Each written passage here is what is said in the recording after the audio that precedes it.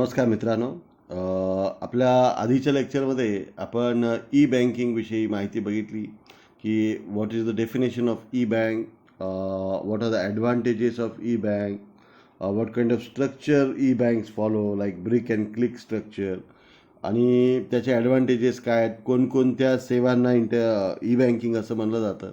आणि आपण पाहिलं की इंटरनेट बँकिंग किंवा मोबाईल बँकिंग जो आहे तर तो या ई बँकिंगचा एक भाग आहे. ई बँकिंगमध्ये एक फिजिकल इन्स्टिट्यूशन असतं, एक दृश्य स्वरूपामधली जिथं तुम्ही जाऊन भेट देऊ शकता अशा प्रकारची एक बँक असते. आणि त्याच बँकेच्या काही मोबाईल बँकिंग किंवा इंटरनेट बँकिंग किंवा ATM अशा पद्धतीने त्याच बँकेच्या सेवा तुम्ही बँकेच्या आवर्स नंतर किंवा बँक सुरू असतानाही बँकेत न जाता इलेक्ट्रॉनिकली तुम्ही ते ऑपरेट करता. मात्र याच्या मुळाशी याचा आधार म्हणून एक फिजिकल ब्रँच असते, दृश्य स्वरूपातली ब्रँच असते. अशा बँकिंगला आपण ई बँकिंग असं म्हणतो. ई बँकिंगमध्ये एकच सोप्या गोष्टी लक्षात ठेवायचं आहे की ब्रिक अँड क्लिक इन्स्टिट्यूशन.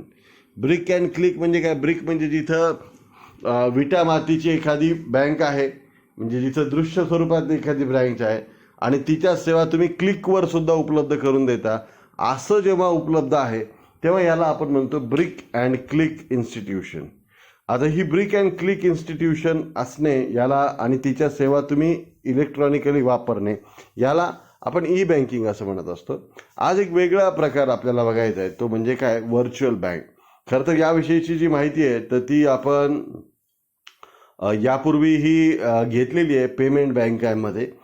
त्याच प्रकारची ही माहिती या नव्या प्रकारच्या बँका अलीकडे समोर यायला लागलेल्या आहेत आणि या बँका व्हर्च्युअल बँका म्हणून प्रसिद्ध आहेत. व्हर्च्युअल बँका म्हणजे या बँकांचं दृश्य स्वरूपात अस्तित्व कुठेही तुम्हाला दिसणार नाही, मात्र याचे व्यवहार मात्र सुरू असतात. उदाहरणार्थ जर आपण बघितलं की पेटीएम पेमेंट बँक. आता पेटीएम पेमेंट बँक जी आहे तर पेटीएम पेमेंट बँकेमध्ये तुम्ही पैसे डिपॉझिट करू शकता, विड्रॉ करू शकता किंवा तुम्ही ते पैसे ट्रान्सफर करू शकता. आणि अलीकडे तर पेटीएम पेमेंट बँकेने आपली ATM कार्ड सुद्धा काही प्रमाणात द्यायला सुरुवात केलेली आहे. तर ते ATM वापरून तुम्ही काय करू शकता? ATMचा कुठल्याही बँकेच्या ATMचा वापर करून तुम्ही पैसे विड्रॉ किंवा करू शकता. तर ही जी सेवा आपल्याला आता मिळतीये, मात्र पेटीएम बँकेचं कुठलीही ब्रँच कुठल्याही शहरात तुम्हाला दिसणार नाही, कारण की ही बँक फक्त आणि फक्त इलेक्ट्रॉनिकलीच एक्झिस्ट करते. तर ही बँक फक्त क्लिकवर असते. इथं ब्रिक नसते की ह्याच्यामध्ये कुठल्याही प्रकारचं क्लिक अँड क्लिक इन्स्टिट्यूशन असं आपल्याला म्हणता येईल त्याला, की ह्याच्यामध्ये फक्त इलेक्ट्रॉनिकली एक्झिस्ट करणाऱ्या, आभासी स्वरूपात एक्झिस्ट करणाऱ्या बँका म्हणजेच काय? व्हर्च्युअल बँका. आता व्हर्च्युअल बँका काय असतात याविषयी एक छोटासा व्हिडिओ आहे, तर तो तुम्ही जरूर बघा. मी तो सुरू करतोय. सब्सक्राइब कीजिए टेक स्टूडियो चैनल को और घंटा दबाइए सबसे लेटेस्ट अपडेट सबसे पहले देखने के लिए. तो हम एक वीडियो अपलोड किए थे जहां पे डिजी बैंक में UPI क्रिएट करके 2000 रुपये ऐड करने में 100 रुपया कैशबैक मिल रहा था. तो मैं दिखा देता हूं आपको. मेरे को 50 रुपीज़ कैशबैक मिल गया है. यहाँ पे आप देख सकते हैं कल ही मिला है मेरे को. यहाँ पे देख सकते हैं मैं 14 अप्रैल को 200 रुपया ऐड किया था अनरिलेटेड UPI के थ्रू इन्फॉर्मेशन से. तरी ऐका, तो पुढे तो मेरे नीट को माहिती सांगतो. वहाँ पे 2000 रुपये ऐड करना था, लेकिन मैं गलती से 200 रुपया ऐड कर दिया था, तो इसलिए मेरे को 50 रुपीज़ कैशबैक मिला और 50 रुपीज़ नहीं मिला. तो अगर आप UPI क्रिएट करके 2000 रुपये ऐड किए थे तो आप अपना डिजी बैंक ऐप में जाके चेक कर सकते हैं, आपका कैशबैक भी मिल गया होगा. तो आज हम बात करेंगे वर्चुअल बैंक के बारे में. ये वर्चुअल बैंक क्या होता है? वर्चुअल बैंक वो होता है जिसका ब्रांच नहीं होता है. ये कैसे काम करता है ना, ये इंटरनेट बैंकिंग से, मोबाइल बैंकिंग से या फ़ोन बैंकिंग से काम करता है. ये रिमोटली काम करता है, इसका कोई फिजिकल ब्रांच नहीं है. तो चलिए देखते हैं क्या क्या वर्चुअल बैंक अवेलेबल है इंडिया में. तो पहले आता है डिजी बैंक बाय DBS. इसमें लॉगिन कर देता हूँ मैं. यहाँ पे आपको इसी तरह का इंटरफेस मिलेगा अगर आप डिजी बैंक खोलते हैं तो. इसको ओपन करने के लिए आपको एक आधार कार्ड और एक पैन कार्ड की ज़रूरत होगा.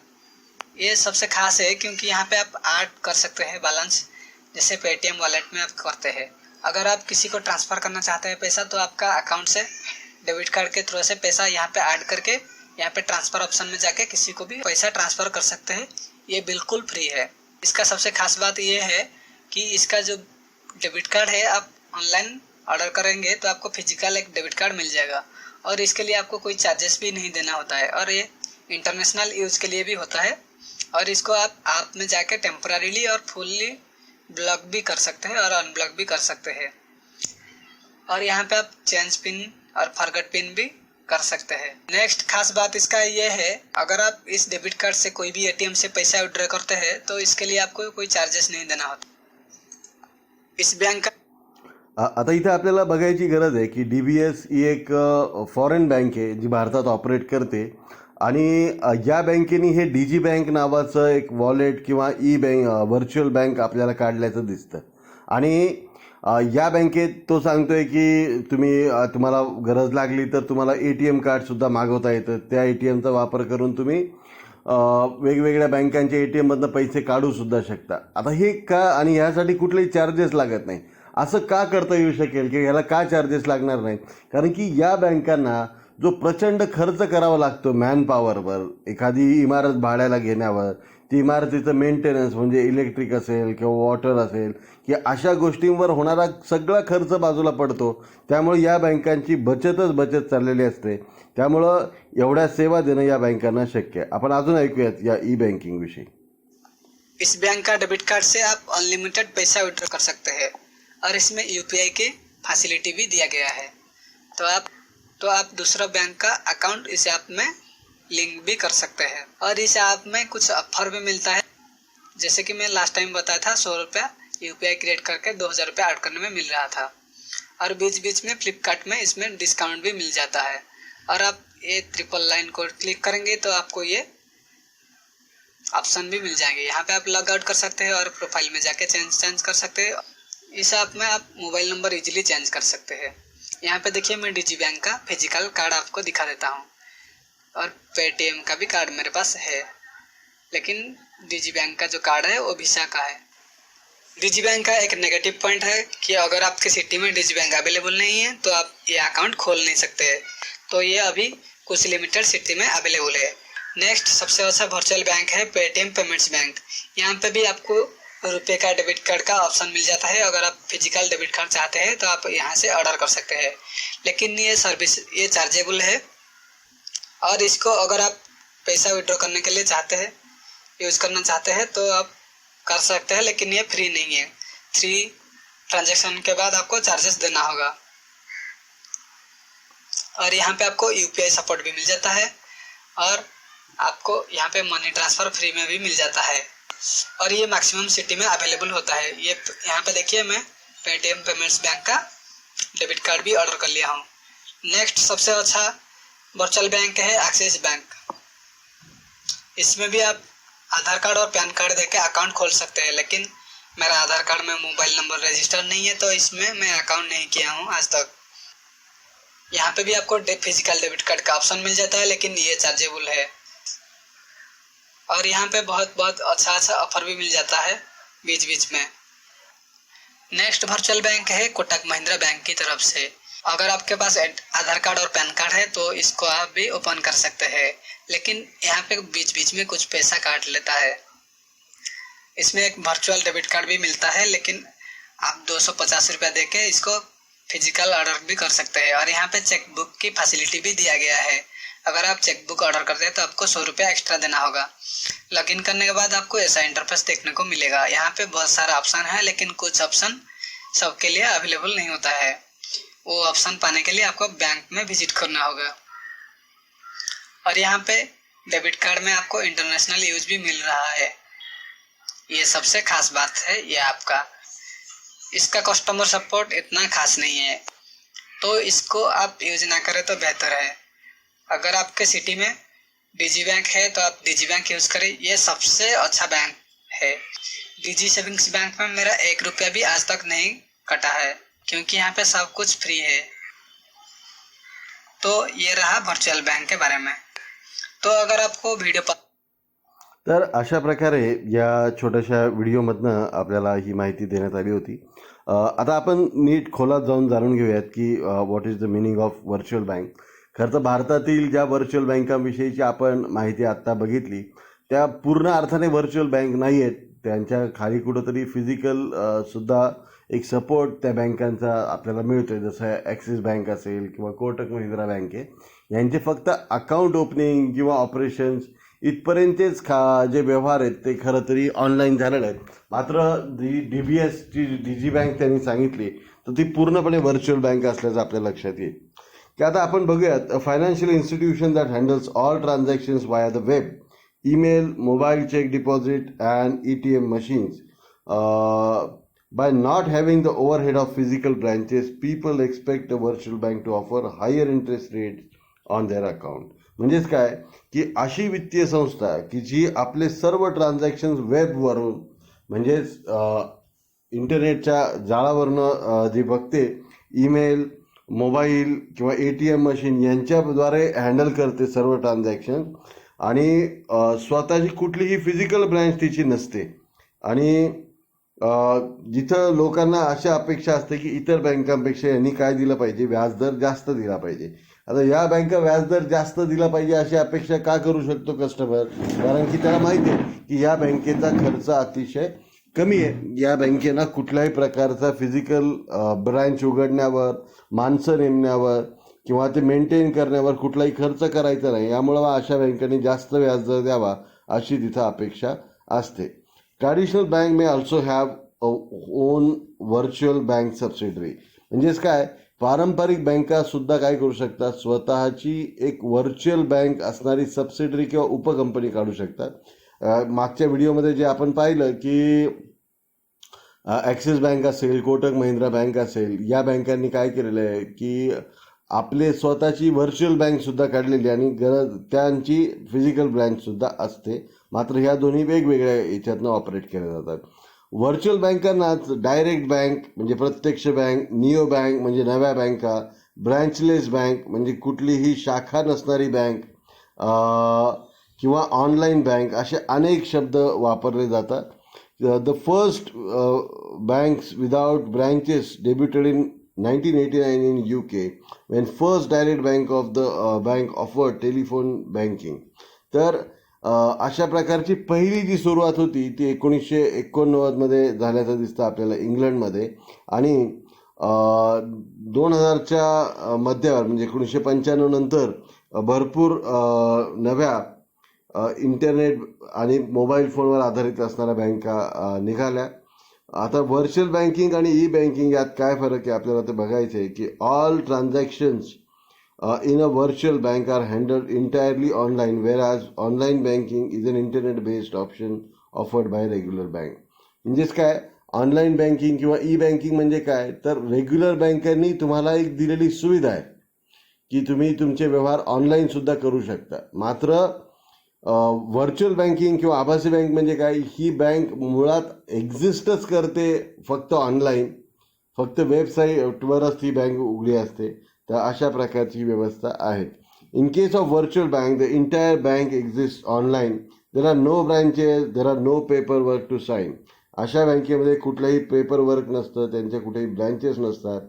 अकाउंट ओपन करण्यासाठी to open a bank account you will need to download the mobile banking application. Account उघडायसाठी तुम्ही एक मोबाईल ॲप्लिकेशन डाउनलोड करायचं. तुमचे डिटेल्स आणि completing the security checks you are assigned your virtual account. एकदा तुम्ही तुमचं आधार कार्ड, पॅन कार्ड हे करून KYC केलं की तुम्हाला एक व्हर्च्युअल अकाउंट नंबर दिला जातो, आभासी अकाउंट नंबर, इलेक्ट्रॉनिकली एक्झिस्ट करणारा अकाउंट नंबर दिला जातो. Your card link to your virtual account is delivered to your door and you are ready to start with virtual banking. तुम्हाला या बँकेकडनं आवश्यकता असल्यास त्यांचे चार्जेस दिल्यानंतर एक ATM कार्ड आणि इतर सुविधासुद्धा तुम्हाला मिळतात. For starters many of the cost that a traditional bank have our eliminated. की सुरुवातीला तुम्हाला ही माहिती असायला पाहिजे की जे फिजिकल ब्रँच किंवा दृश्य शाखा उघडण्यामध्ये जो काही खर्च असतो तो सर्व खर्च या बँका टाळू शकतात. त्यांना कुठेही ऑफिस उघडण्याची गरज नाही. There are no buildings that need to be rented, maintain and manned. की अशा बँकांना, या व्हर्च्युअल बँकांना कुठेही भाड्यावर शाखा उघडण्याची गरज नाही. त्यांच्या मेंटेनन्सवरचा खर्च त्यांना नाही. आणि त्या मॅन्ड करण्याची म्हणजेच काय की त्याच्यामध्ये मॅनपॉवर नेमण्याची सुद्धा गरज नाही. तर अशा प्रकारे फार कमी मनुष्यबळामध्ये फार कमी पैशामध्ये फार कमी पैसे खर्चून या बँका सुरू करता येतात. Many of the processes from account opening freezing can be done through the app without support. की बहुतांश सेवा ज्या असतील, मगाशी त्या व्हिडिओत तो सांगत होता की तुम्ही तुमचं डेबिट कार्ड काय करू शकता, डिॲक्टिवेट करू शकता, रिॲक्टिवेट करू शकता, आणि हे सगळं ऑनलाईन होत असतं. These savings mean the customer saves as we don't need account fees to cover these expenses. ह्या सगळी बचत का होते? कारण की काहीही करायचं असेल तर कस्टमर स्वतःचे व्यवहार करणार आहे, त्यामुळे त्यांची खूप बचत होते. Virtual banking also gives account holders control of their money any time anywhere. तुम्ही कुठूनही हे पैसे आपले वापरू शकता. मग काय काय करू शकतो? How does a virtual bank work? Creating an account. आता मगाशी आपण एक कोटक महिंद्रा बँकेचं उदाहरण पाहिलं, आणि त्या बँकेमध्ये काय 811 नंबर आहे. तुम्ही सुद्धा हा जर नंबर डायल केला 811, तर हा 811 नंबर डायल केला की तुम्हाला तिकडनं फोन येतो आपोआप, आणि त्या फोनवर तुमची माहिती विचारली जाते. फक्त तुमचं आधार कार्ड आणि तुमचं पॅन कार्ड एवढ्या 2 डिटेल्स दिल्या की तुमचं अकाउंट ओपन होतं घरी बसल्या. कुठंही तुम्ही सही करण्याची गरज नाही, कुठंही तुम्ही फॉर्म भरण्याची गरज नाही, अकाउंट ओपनिंगला फोटो देण्याची गरज नाही. इतर एखाद्या बँकेत अकाउंट असणाऱ्या व्यक्तीची जी साक्ष द्यावी लागते तर ती सुद्धा देण्याची गरज नाही. तर हे सगळ्या गोष्टी तुम्ही इलेक्ट्रॉनिकली करू शकता. असं करू शकणे, याच गोष्टीला हा व्हर्च्युअल बँकिंगचा फायदा आहे. This means that individuals would have to fill out an online application and make a deposit. ऑनलाईनच फॉर्म भरायचा, डिपॉझिट करायचं आणि अकाउंट उघडायचं, आणि तुम्हाला ते तुम्ही काय करू शकता, प्रिंट करू शकता आणि मेल करू शकता. To make the deposit customer would have to transfer money to the bank electronically. आता तुम्ही काय करू शकता की जर या बँकेला पैसे जमा करायचे असतील तर तुम्ही ते UPIच्या माध्यमातून मोबाईल बँकिंगमधून ते ट्रान्सफर करू शकता, आणि त्याच प्रकारे तुम्ही फंड ट्रान्सफर करू शकता किंवा फंड इतरांना पाठवून तुम्ही ते फंड पे आउट करू शकता. या बँका अलीकडे ATM कार्डसुद्धा देतात, आणि त्यांचे स्वतःचे किंवा इतर बँकांच्या ATMमधनं तुम्ही वापर करून अशा प्रकारच्या ATM सेवांचा वापरसुद्धा करून घेऊ शकता. आता या इम्पॉर्टन्स काय आहे व्हर्च्युअल बँकिंगचं? It guaranteed security. या बँका काय करतात की त्यांना माहिती आहे की आपला सगळा व्यवहार कशावर चालणार आहे, ऑनलाईन चालणार आहे, आणि त्यामुळं ऑनलाईन फ्रॉड होण्याची शक्यता काय तर सर्वात जास्त याच बँकांच्या बाबतीत आहे, कारण की या बँकांचं सगळं काहीच ऑनलाईन आहे. आणि virtual banks utilise the high secure platform that enables the encryption of devices to guarantee that all customer data is secured. मग त्यामुळे या बँका काय करतात, खूप मोठ्या प्रमाणामध्ये इन्क्रिप्टेड डेटा वापरतात, सुरक्षित अशा प्रकारचे मार्ग वापरतात. With the absence of and protection from the security breach, you are ultimately shielded from online scams and account hacking.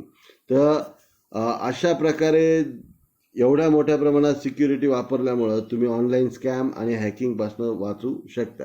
मात्र माझा तुम्हाला सल्ला राहील की कोणीही अशा प्रकारच्या ब्रँचेसमध्ये किंवा व्हर्च्युअल बँकामध्ये अकाउंट उघडले आणि ते वापरले तरी अगदी 5-10 हजार रुपये इथपर्यंतच तुम्ही तुमचे पैसे त्यात ठेवा.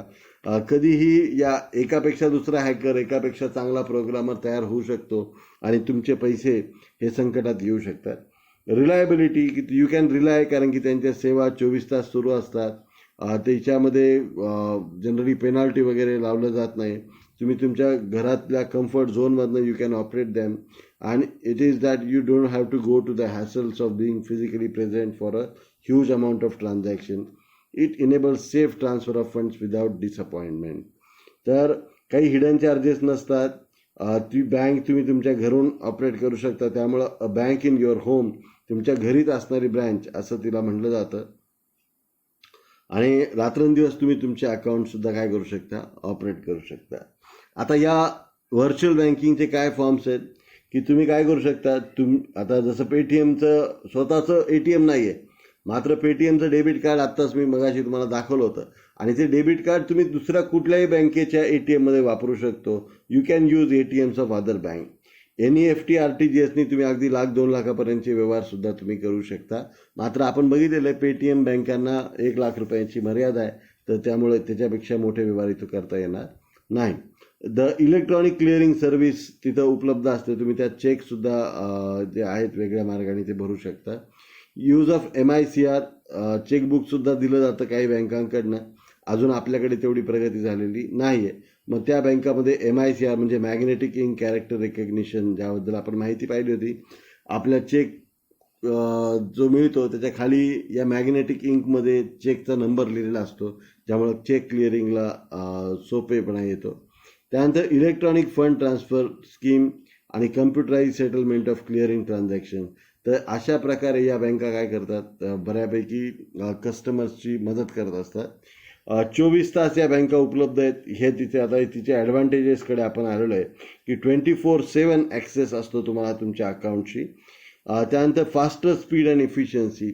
या बँका काय करतात की ब्रिक मॉर्टर बँकिंगमध्ये तुम्ही गेला तर इथं चेक टाका रे, तिकडं पास करा रे, तुम्हाला टोकन मिळणार, मग पैसे मिळणार. ह्या जे वेळ जातो तिथं सगळ्या गोष्टी करायला, की तुम्हाला ATM जर हरवला असेल तर नवीन ATM घ्यायचा असेल तर या सगळ्या गोष्टींसाठी बँकेत जा, भेट द्या, अर्ज लिहा. तर ह्या सगळ्या गोष्टी काय ती इथं तुम्हाला कराव्या लागत नाही. You can pay bills online. वेगवेगळ्या प्रकारचे बिल तुम्ही काय करू शकता, you can pay them online. Cost of operation is cost effective. तर बँकांना मुळात जो आपण मगापासून बघितलं, इलेक्ट्रिसिटी असेल, लँडस्केपिंग असेल, सॅनिटरियल सर्व्हिसेस म्हणजे बँक स्वच्छ ठेवण्यावर जो खर्च असतो, तर हे सगळं खर्च त्या बँकांना करावे लागत नाही. आणि फक्त त्यांचं एक मेन हेड ऑफिस जिथं असतं, जिथे त्यांचं कॉल सेंटर असतं, त्याच ठिकाणी त्यांना लोक नेमावे लागतात. आणि त्यामुळं झिरो फी अकाउंट ओपनिंग असू शकते किंवा अशा अनेक प्रकारच्या गोष्टी त्या तुम्हाला देऊ शकतात. ह्या बँका इंटरेस्ट रेट जास्त देऊ शकतात. त्याचबरोबर फ्लेक्झिबिलिटी असते, टाईम सेव्हिंग असतात. They are sensitive to the environment, की ह्याच्यामुळं पोल्युशन होत नाही मोठमोठ्या प्रकारचं. The occupational and user friendliness असते, की सगळ्या लोकांना ते वापरायला सोपं आहे. डिजिटल साईन्स असतात जेव्हा सिक्युरिटीची गरज असते. तर ह्या प्रकारचे ॲडव्हान्टेजेस आहेत. मात्र याच्यात काही धोकेसुद्धा आहेत व्हर्च्युअल बँकिंग वापरण्यामध्ये. एक तर काय, there is no personal relationship, की तिथं तुमची काही पर्सनल रिलेशनशिप नसते. अनेकदा ज्या लोक इंटरनेट सॅव्ही नाही आहेत तर अशा लोकांना ह्या सगळ्या सेवा वापरणं फार अवघड होऊ शकतं. कुठलंही ट्रान्झॅक्शन जर चुकले तर त्यामध्ये तुम्हाला मदत करायसाठी तिथं कोणीही तुमचा हात धरायसाठी नसतं. Less flexibility with transaction. In person contact with the banking staffer isn't only about getting to know you and your finances. For some transactions and problems, it's invaluable to head to a bank branch. For example, depositing fund, the most basic transaction. Depositing a check is possible with a bank by using its bank app and capture both the front and back of the check. However, depositing cash is downright cumbersome at many online banks. म्हणजेच काय की online बँकेमध्ये तुम्ही cash deposit नाही करू शकत. ठीक आहे, तर त्यामुळं तुम्हाला फक्त ते ऑनलाईनच ट्रान्झॅक्शन करावे लागतील. तर या प्रकारचे सुद्धा प्रश्न तुम्हाला येऊ शकतात. या बँकांचे स्वतःचे ATM नसतात आणि त्यामुळं मग विशिष्ट मर्यादेपेक्षा जास्त तुम्ही ट्रान्झॅक्शन्स जर केले ATMमधनं तर तुम्हाला त्याचे फाईन किंवा चार्जेससुद्धा द्यावे लागतात.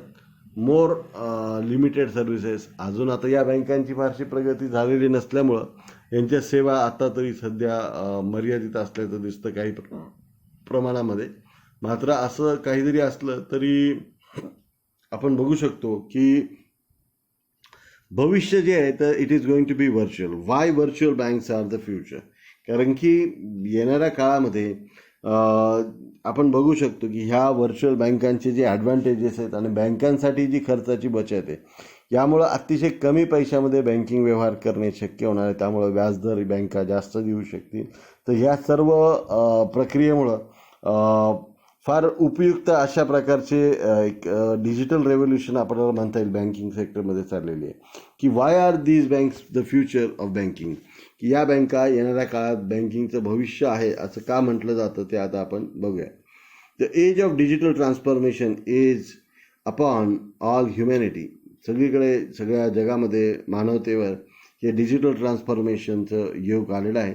Indeed the modern developments in internet technology, the prevalence of smart devices and the variations in customer behavior have led to skyrocketing increase in the establishment of virtual bank.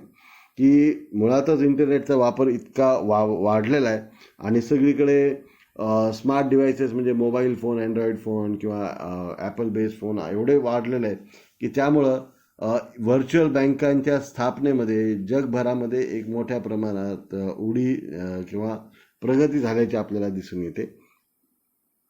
The majority of the customers are significantly accepting virtual banking. आता आपणही बघतोय की बहुतांश भले आपलं virtual बँकेत खातं नसेल पण ATM, mobile banking, mobile transfers किंवा ऑनलाईन ट्रान्झॅक्शन किंवा ATMमध्ये जाऊन व्यवहार करणे, ATM कार्ड स्वाईप करून व्यवहार करणे, ह्या सगळ्या व्यवहारांना जी गती आलेली आहे यामुळं हे व्हर्च्युअल बँकिंग वाढीवर आहे. In addition the organisations like Japan net bank and Manulife Bank have laid down an example of longevity and proven business models for other new virtual banks to incorporate. या अशा अनेक bank आहेत, Japan net bank किंवा मॅन्युलाईफ bank, की यांची जे यश त्यांना मिळालेलं आहे या ऑनलाईन बँकिंगमुळं, तर त्यामुळं या बँकांचं भविष्य अतिशय उज्ज्वल असल्याचं आपल्याला दिसून येतं. Therefore, the future of financial dominance is forecasted to be occupied by companies like new virtual banks in mainland China